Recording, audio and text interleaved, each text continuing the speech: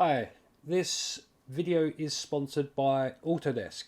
I thought it might be fun just to have a look at a recent music video that I worked on for a band based in the US called Machine Head. I worked on a track called No Gods, No Masters. The lead singer of the band, Rob Flynn, reached out to me on Instagram after seeing a bunch of my dark art. He'd been kind of liking my stuff for a little while. Messaged me and said, would you like to work on our next music video? We'd love to have some of your art in it. We got talking and I was like, hell yeah, let's this would be cool because this is something that I enjoy to do at the same time as getting paid for it. And the track did really well. We're at like 2.5 million views on YouTube, which is amazing. I worked with a director and editor called Mike Sloat. And we had a bunch of stuff that had been filmed by a Polish company called Grupa. Did an amazing job, and Mike did an amazing job on the editing. So I just thought we'd have a look at one of the scenes and see how I kind of put it together. I had 20 days to work on this, which isn't a lot at all. I think I ended up delivering about 70% of the track, which is 4.5 minutes long. As animated clips all rendered out from Arnold, and the editor and director Mike cut it all together, and we created a narrative out of all of it, and that was kind of spliced in with all of the shots of the band members, which incidentally they also built all of the physical props based on the animations and the concepts that I was coming up with. So 20 days is not a long time at all. I worked many hours, into the morning quite a few times, delivered a lot of stuff, but we got there. So I used Bifrost because it was super fast, and it kind of lends to my art style anyway.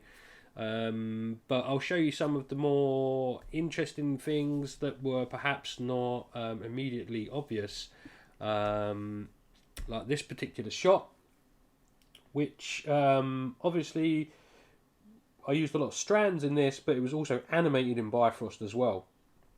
So let's take a look at this. So here's the shot in Maya, and this is all of these creatures kind of running towards the camera. Obviously I put some camera shake on there, but they've all got different animation on, not all of them, but most of them. I think there's like 4 or 5 different sets of animations. In fact, they're not different sets of animations, they're offset animations created in Bifrost. So here's the graph, and I took a piece of motion capture of a character crawling on the floor, and created an Alembic out of that character. So that character was just looping with its kind of crawling motion, but wasn't translating in any direction at all.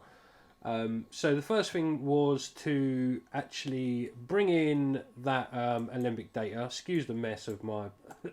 I mean, this is exactly how I was working. I could have been compounding up certain things, but I wasn't. I was literally just, in a complete and utter mess. But it's just how it was. There was no time. So, what have we got? We've got the... initially, I obviously pulled in the character, did the Alembic on him, and then we've got we're reading the Alembic. So first things first, we're reading the Alembic, and for every Alembic, if you want that Alembic sequence to be animating, then you're going to need a time node. But I didn't want just one Alembic animating. I wanted a few Alembics animating of the same character. But instead, I offset the time by using divides and multipliers and crunching in very small, like slightly different numbers into the time node and multiplying that. Some of them were slowing down, some of them were speeding up, but all of them were offset because of this.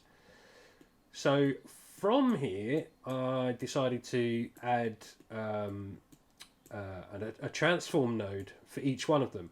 That meant that I could deal with the scale of each monster, whatever you want to call it. And it's not like the perfect way of doing it at all, but like visually for the shot, it kind of worked. I could just scale up certain ones I think we can see it here if I just want to scale. So yeah, see, we can see we're moving the scale in X there, and then I can make them like really big like that, some of them, and you know, it's not perfect at all, but it works for the shot, and that's the most important thing when you're working at speed and you haven't got much time. That was opposed to creating more Alembics that I'd scaled up in the first place and bringing them in separately. I just wanted to use the same Alembic. So when I created the Alembic, I created them with strands on. I'll perhaps show you how I did that in a bit. But I pulled the strands out of there into these apply transform nodes. Then I'm adding the materials for it, which is just set strand shape and the Arnold settings and the shaders, of which I use the same shader pretty much for each one. From that point on, we've got a plane on the floor, because obviously these are all spread out in a certain way. So we've got a plane on the floor, and I'm scattering points on that plane. And then I'm using a randomized point translation node with time plugged into it. So I'm randomizing those points, and those points are moving as well. So from there, we create an instances node, and we take those moving points out, which are randomized, and we put our instances in, which are our Alembics. And quite simply, we just output that, and then we get moving characters along a plane, and they're moving just based on animated points. So in some ways, it's like a very, very, very crude crowd system. But yeah, maybe we'll just check out another shot now, and I can show you how I put that together.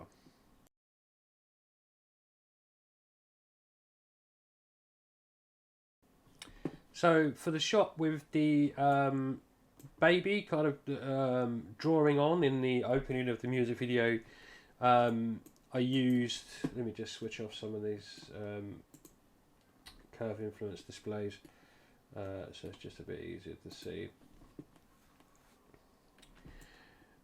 Yeah, so I had a model of a baby which I adapted to work for this shot, and I just created a fairly simple animation of particles flowing over the body, and then we've got like various strands also following those flows, some trails and whatnot, and I've got like animating lights going on the box itself. The box itself just modelled in Maya, but for the chains I used instances on curves in Bifrost.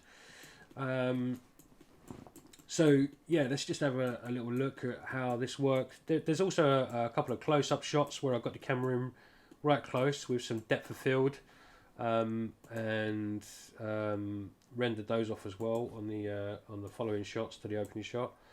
So it's quite simple, really. Just got the baby model.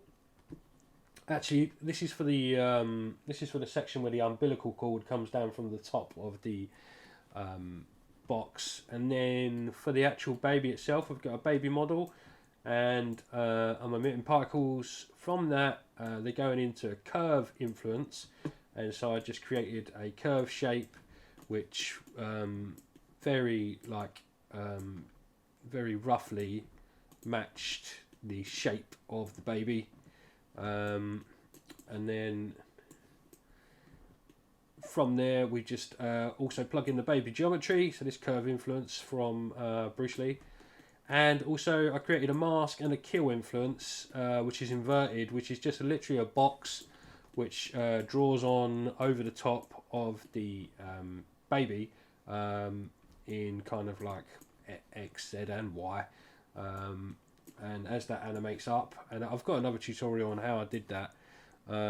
See if I can see that box somewhere floating around.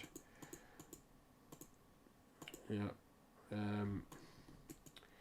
yeah, there's the box, and I believe it's just got some animation on it. It literally just does that. It just animates up over the top, and that draws on the particles. So that is plugged in to here.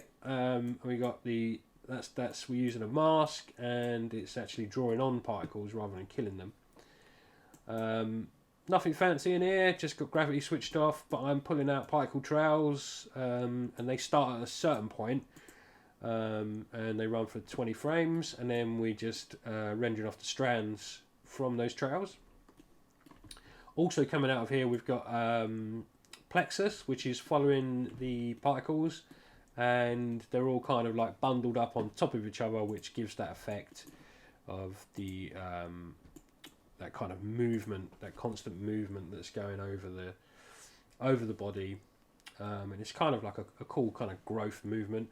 I could have added like a hell of a lot more detail, but as I said, again, only a finite amount of time to get these shots done, and I knew that I had kind of 20 or so more shots to get done.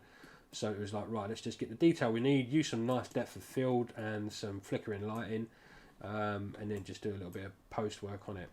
So that is how I created the baby, which you can see in a few of the opening shots.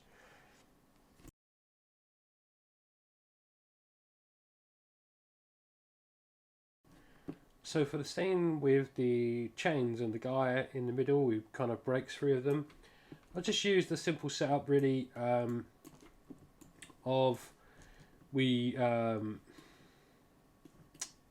bring in a character here, and I use this droopy strands node, which I found on the area, I think, or was it the Bifrost forum Discord, but it's really handy, so you could look that up, droopy strands, and you just basically take the point position from and to various objects. So I got them from the characters that would be standing at the back here.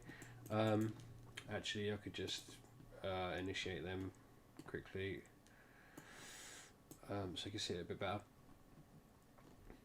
And on the droopy strand itself, I had that. You've got this handy little animation tab where you can actually have the strands animating, kind of like rocking side to side, and you can play with the frequency and the magnitude.